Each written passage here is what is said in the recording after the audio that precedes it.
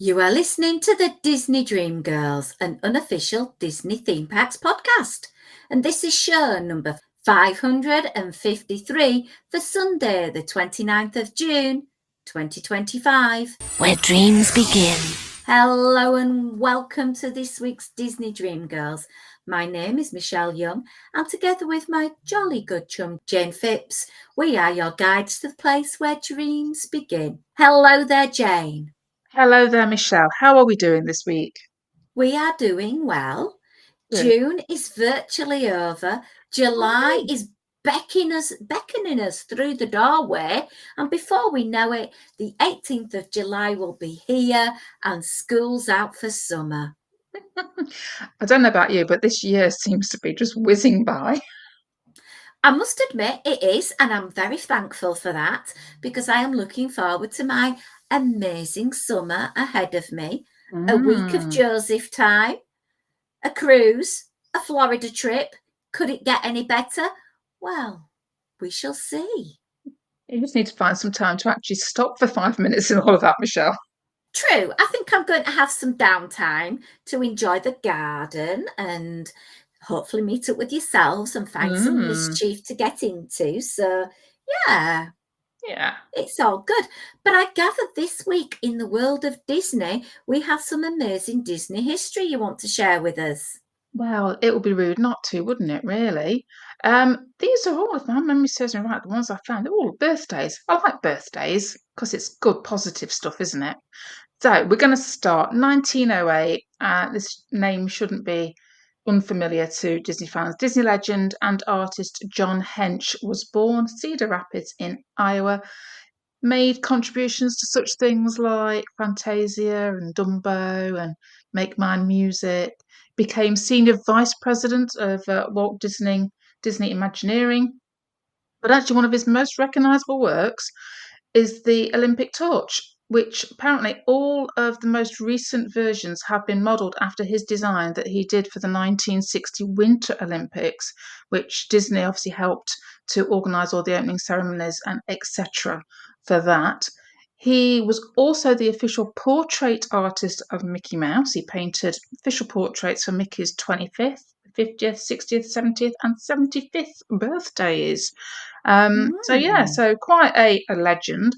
I have to say, there's a quote. You know, I like my little quotes, and I just thought this kind of sums up Disney, and I think this should be, and I hope it is plastered on a wall somewhere within Disney Imagineering. The quote goes, "What's our success formula? Well, it's attention to infinite detail. The little things, the minor picky points that other companies just don't want to take the time, the money, the effort to do right.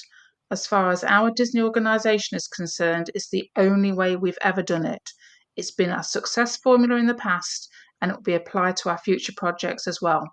We'll probably still be explaining this to outsiders at the end of our next 2 decades in the business." And I thought, doesn't that sum up what we've always said about Disney, that element of picking out those little details and making sure they're getting it right. And I just hope with all the new Imagineers as they come through that they get a bit of training on what some of the older guys did to get Imagineering to where it is today and keep those things going. Absolutely. Going to move forward a little bit. We're going to go to 1949. Another birthday. Film director, screenwriter, storyboard artist, animator, playwright. Roger Allers was born. Best known for co-directing only the highest-grossing 2D animated film of all time, which of course is The Lion King. He wrote the Broadway adaptation of The Lion King as well, and he worked as a storyboard artist on The Little Mermaid, The Prince and the Pauper, and The Rescuers Down Under. He became head of story for Beauty and the Beast, and he also worked on things like Lilo and Stitch, Return to Neverland, Brother Bear, The Little Match Girl. And then we're going to move on to 1959, my last little piece of history. And this was something that resonated with me, and I was telling Sam about it when I found out. And he knew, as soon as I said the name, he knew exactly who I was talking about. A guy called Gary Roger Rydstrom was born on this day. He is an award-winning sound designer and director, but he began his career at Skywalker Sound. Skywalker Sound is part of Lucasfilm, and obviously this is where a lot of the work on the Star Wars movies was done. He started there in 1983, and he actually worked with Star Wars sign designer Ben Burt. So as soon as I said this to Simon, he knew exactly who I was talking about because of all the Star Wars connections. He also then went on to work on Indiana Jones and the Temple of Doom. He also worked on Spaceballs, which I know they're currently talking about remaking. He also worked on Terminator 2, and apparently some of the sound techniques that he pioneered for Terminator 2 actually not only earned him awards, but actually are still being used to this day for creating realistic sound effects. He then also went into working for Pixar and worked on things like Finding Nemo, Toy Story 2, Bugs Life, Atlantis. Yeah, so another guy that's done an awful lot, and quite interesting that he's done it, started off in all the sound aspect, but then he's also moved over and directed animations and things. So yeah, really interesting career. But just interesting from my point of view, the fact that it started off at with a bit of Star Wars. We like a bit of Star Oh, Wars. you do, don't you, my love? You Yeah, I do. can't get away from it, if I'm honest. Well, it's all around you. That's why. It is indeed.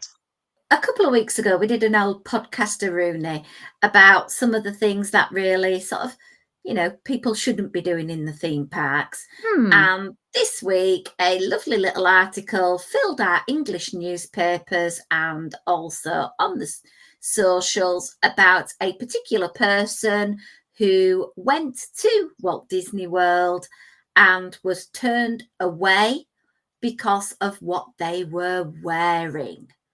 Mm. Now, what on earth could have the outfit have looked like that the person was wearing? Leggings. Pretty okay. Yeah, yeah. The legging part was okay. The bit that Disney didn't allow was the fact they were wearing a sports bra as a top. Yeah. We know it's hot in Florida, and I can appreciate why that might have been an option. Although, can I just say, as somebody that wears sports bra, they are the worst thing to put on and take off if it's hot and sweaty and you're a bit sticky. Beside the point. But is it appropriate for a family theme park? Well, to be honest, thinking about going to Orlando and having flesh on exposure and sunburn, it's Mm. not great. Disney is a private entity and they can put any rules they want. And if you are going to be a guest of them, whether you pay for your ticket, which you have to follow their rules. And it's just like the fact that some people want to take their children in a wagon. And Disney's policy is very clear that only certain propelled vehicles can be used. You cannot pull people behind you because there is Mm. a safety concern. And there is a concern about people wearing particular clothing because it is for a family theme park. And to be honest, Disney could say, we're only going to let people wear clothing that was designed in the 1900s, and it's their property. They can make the rules. I see that point of view. It is a tricky one because you could argue, well, I could walk down any high street and see her, and yeah, yeah, she got a cracking figure. She didn't look, it wasn't, yeah, she presented well, but as you say, Michelle, we're talking about a private property, private piece of land, and I suppose it's things like, if you're going to go in and wear a t-shirt that's got graphic images on it that may be inappropriate or that have inappropriate language on, they reserve the right to refuse you at that point, don't they? I think there is an element of you dress for the occasion, you dress for where you're going to be. If I'm going down the Mm, gym, I'm going to put on leggings and a sports top. But if I'm going to a theme park, I'm going to probably have shorts and a t-shirt on. And likewise, if I'm going to go and eat at Paolo, I'm getting dressed up. It's that yeah. type of thing, isn't it? You dress appropriately. And I'm also thinking of certain ride vehicles in the theme park where that would feel a bit uncomfortable for you because of the restraints on some of the Mm. vehicles. If you've got exposed flesh, can you imagine sitting down on a metal chair in full Florida heat? You'll burn the bejuboos off you. Well, yeah, just from a practical point of view, and some of the rides, the seating isn't the most comfortable at the best of times. It can be a bit straight up and down, and it's hot, it's sticky, it's sweaty, sunburn, appropriateness. being comfortable. There's lots of things here that could indicate this isn't the best choice to have made. Yeah. Never mind the T's and C's. Moving on and away from that, the VI Pass Holder Summer Days event is continuing all the way through till July 31st. And Mondays through Thursdays, select restaurants are offering a staggering 40% off for annual pass holders. Wow. Wow, I nearly spat my coffee out then, Michelle. I know. Ale and Compass Restaurant, breakfast and lunch, Coral Reef, Diamond Horseshoe, Tiffin's, Whispering Wow. Canyon Cafe. So for me, you're suddenly getting value at these places. Yeah, I mean, there's a couple of three on there that's on my list of maybes for later on this year. Pity I'm not an AP holder and it's not extended out till the end of the year, but hey ho. Yeah. Well, with that kind of figure off, I would be advising everyone with an AP who's going to the end of July on a trip, book Ale and Compass for breakfast because with 40% off, the bargain of the century is there. And if you want Yeah. to experience Coral Reef for a meal, 40% off is sensational. And the same can be applied with Tiffin's. The food is spectacular. The portion Mm, sizes are a bit teensy weensy and the prices are mega, but with 40% off, it really does make a bit yeah. more value. Evens it all out a bit, doesn't it? Yeah. 100% makes it so much more value focused. Did you have any news, Jane, you wanted to share? Well, the only thing I've seen just today, actually, as we came on to record, and I need to go and look it up. But apparently, on the Disney Parks blog, there's an article all about taking a look inside the old animation building at Hollywood Studios. Ooh. I don't know if you ever had the opportunity to see in there at all on any of the older movie tour that they used to be, but I do remember in the early 90s going into that building and actually being able to see the animators at work. Um, so yeah, I'm going to do a bit more of a deep delve into this because I'm really intrigued and see what they've actually got. But there's a whole interview on the Disney Parks blog talking to people that obviously worked in the video in that animation building. They're talking to people that were there when it originally opened up, when Michael Eisner was in charge, and just going through the story of it. But they've also got photos of what it looked like back in the day and what it looks like now because it is still being used. I think it's kind of been used by like the execs, etc. So it's really nice to see it there, and you can still see lots of cells and things that are on the walls.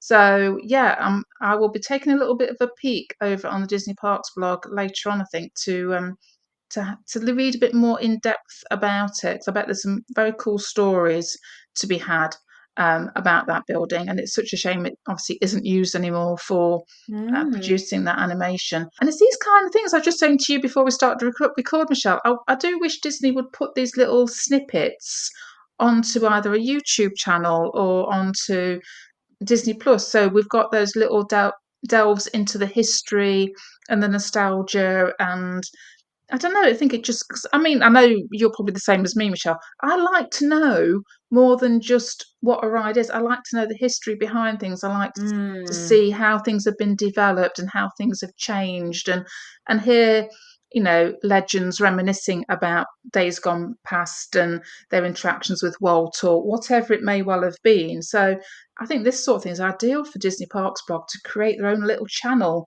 within Disney Mm. Plus, maybe, and No, I agree 100%. Moving on to this week's main feature, and it is all about da-da, ADR Day. We all know that 60 days prior to your trip, you are able to go and book your dining.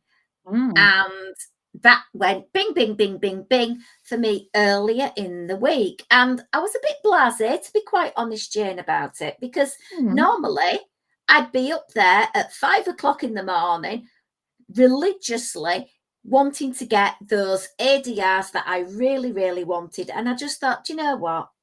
I just can't be bothered. So I did the days at work and I came home and I thought, oh, I suppose I'll book some ADRs. And my flabber was gasted because mm. I was absolutely stunned. Everything I wanted was available. it isn't a long list. I'm only there for 8 days or 7 full days anyway. So I'm not going to be really using a great deal of dining reservations. But I was stunned. So I just thought I would give people an idea of how quiet things are right now. I'm on the Disney website. I'm going to book a table for 2 and I'm Mm. going to look. Where are we now? We're at the end of June. So shall I pick a date towards the end of July? So the show's Yeah. going out on the 29th of June. June. Let's Yeah. book on the 29th of July and Yeah. see what availability at 30 days out there is. So the Okay. first one is I can get Ohana at 3:45. Do If I've that. That's amazing time for me because it means you can go and have a good feed and get back into the theme park, avoiding the 3 o'clock storm. True. Yeah. There's availability at 1900 Park Fair, 50s Primetime, Akashus, Ale and Compass, Be Our Guest, Beaches and Cream. Now, Wow. Beaches and Cream, oh my word, they've got virtually every hour of the day available. For me, normally in the past, even since the expansion, it has been a task to get. Mm. And there's California Grill available, Cape May Cafe, Chef Art Smith's, Chef Mickey's, Chef de France. There's dining packages available. Every single thing you can think of is virtually available. I'm just scrolling through. There's not one big thing that is not available. I can even get a booking for the La Cava tequila tasting experience. Wow. And that's normally a tricky one to get. There's Le Crêperie de Paris, availability all day. It Yeah. really is hitting home how quiet the parks are and why Disney are running these VIP days because there's nobody booking in. Yeah. I mean, I think we've seen over the last few years that summer has been genuinely getting quieter. I think people are kind of being a bit savvy and going, you know what, Florida, June, July, August, it's not the most comfortable of states to be in because, humidity and heat, etc. So is this a case of people are genuinely avoiding these months because of that? Or is this a case of that there's nothing drawing people to Disney? Are they going down the road to Epic? There's lots of questions here to for Disney to answer. And hopefully, if numbers are down, it does give them the little kick up the bum bum to get things back on track and make sure that the parks are maintained. Going back to that quote I had at the beginning from John Hench, that all these small little details are adhered to and that they get the Imagineering right and they don't hang about with things like the new South America's Land at Animal Kingdom and the Cars expansion at Magic Kingdom. These expansions need to happen toot sweet. As I say, I'm just staggered. Mm. Rodeo Roundup barbecue Wow. available. Space 220 available all throughout the day. Steakhouse 71, Storybook Dining at Artist Point with Snow White availability. These are all classically the places you could never get into.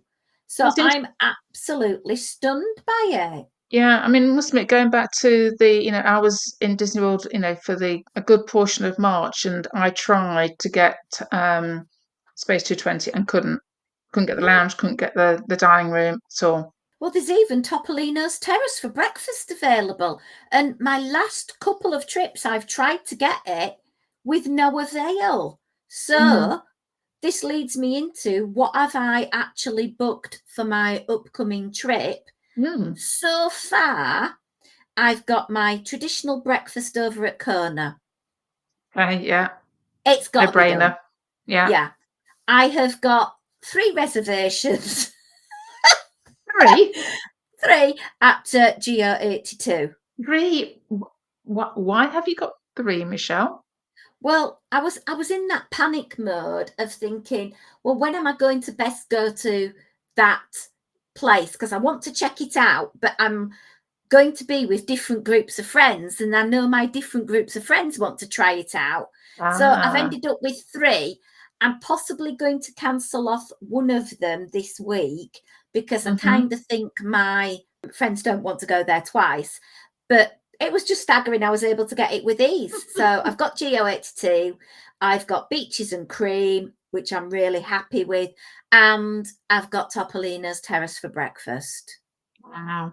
It is a ridiculous price, but it's an experience I've wanted to do for a while. Mm-hmm.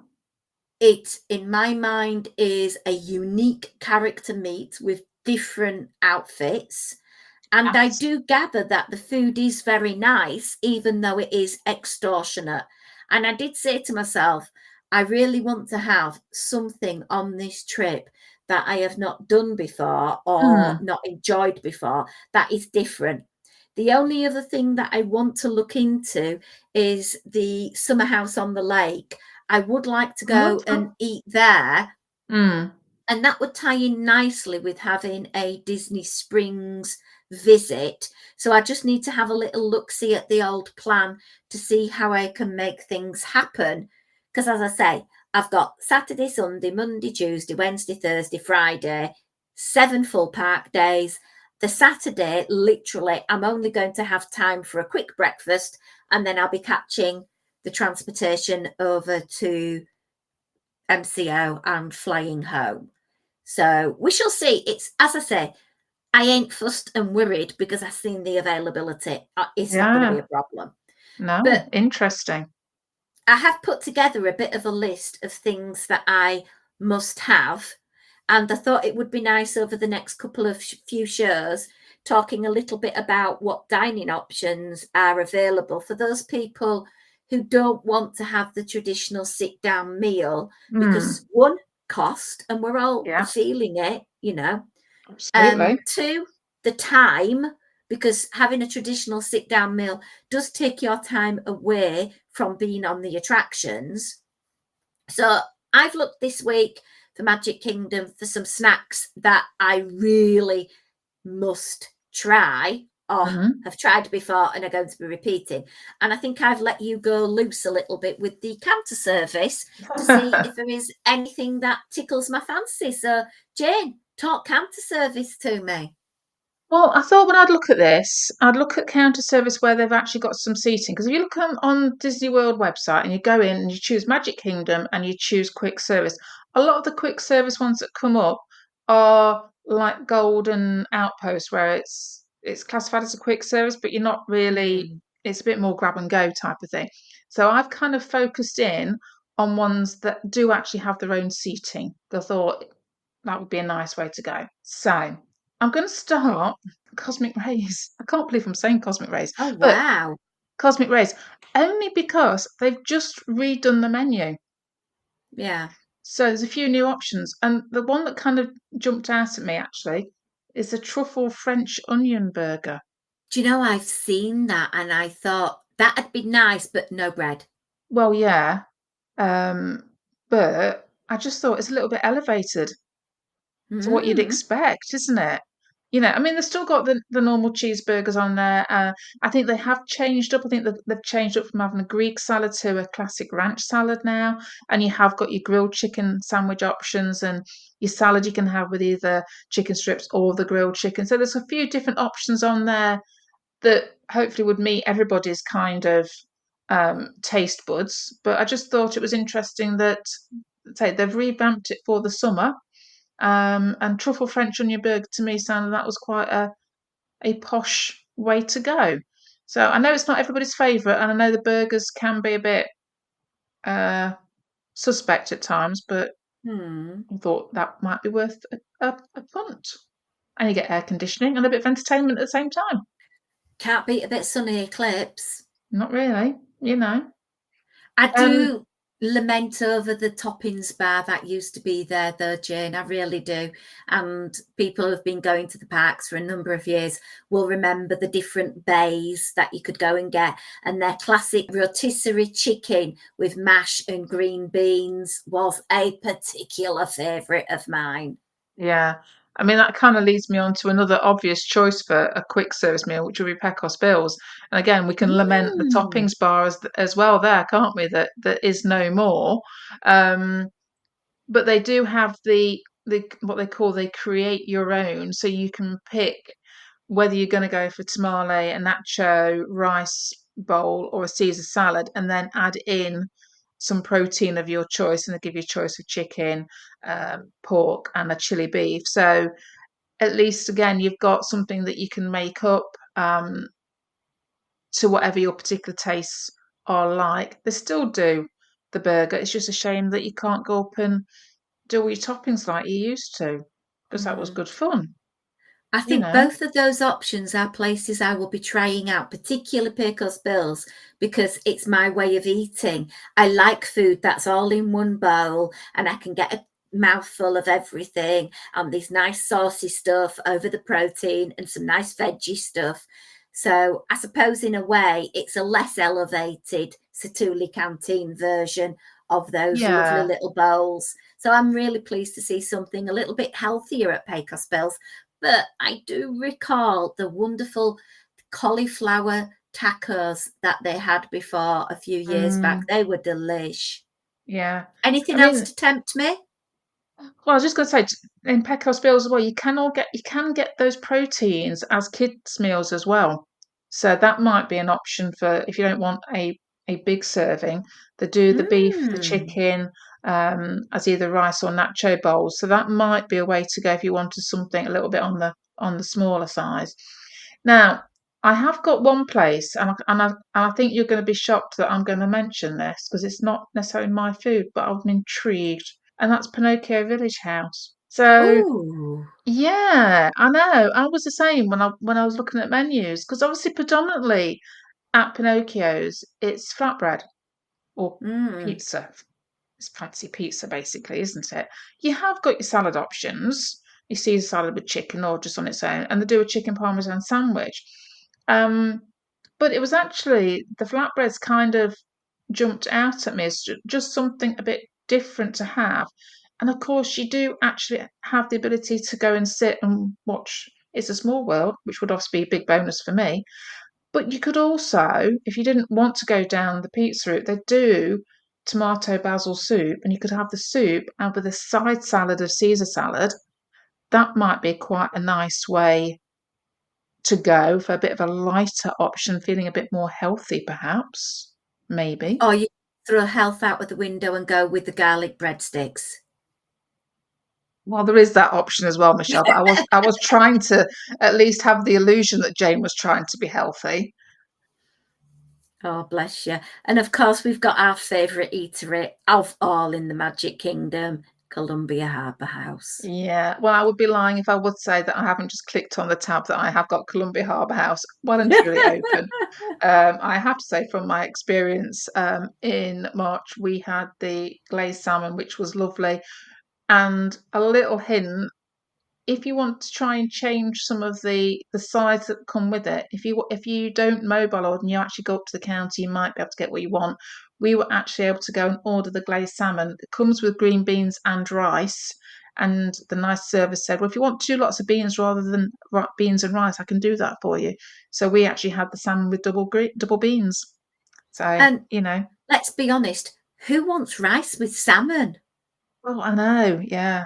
But obviously that's how it goes. But yeah, so a little tip, and you can't guarantee it every time. But sometimes if you don't mobile order and you go to the lovely people on the counters, you may get somebody that's willing to put in those changes for you if that's what you're looking for. Mm. Well, I've gone for the quick and go snackaroony Mm. time. So after being very, very good and having my salad bowl malarkey, I will be going over to Gaston's Tavern because there is a snack that has eluded me. I even got into line for it last year and the line was ridiculous. The heat was bearing down. I was melting and I left and I have regretted it ever since.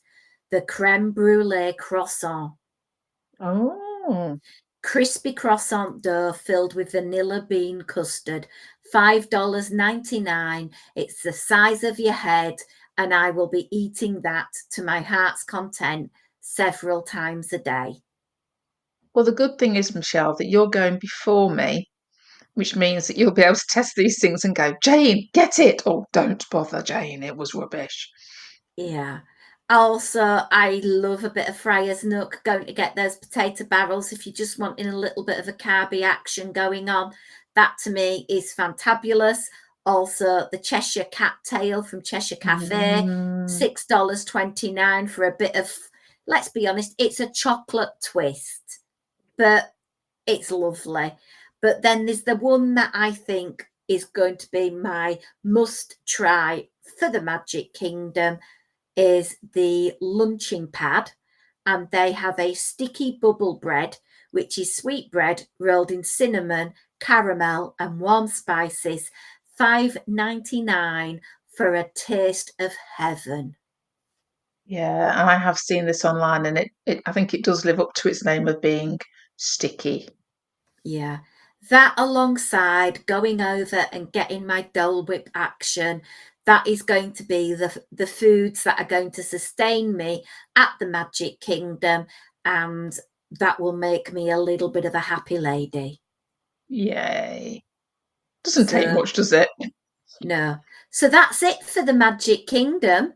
And Mm. that's it for this week's show. So we hope you have enjoyed this week's podcast. As usual, you can find us on our Facebook page, Disney Dream Girls Podcast Family, Instagram at Diz Dream Girls, and last but not least, you can email us info@disneydreamgirls.com. But until next time, it's a goodbye from me. Goodbye from me.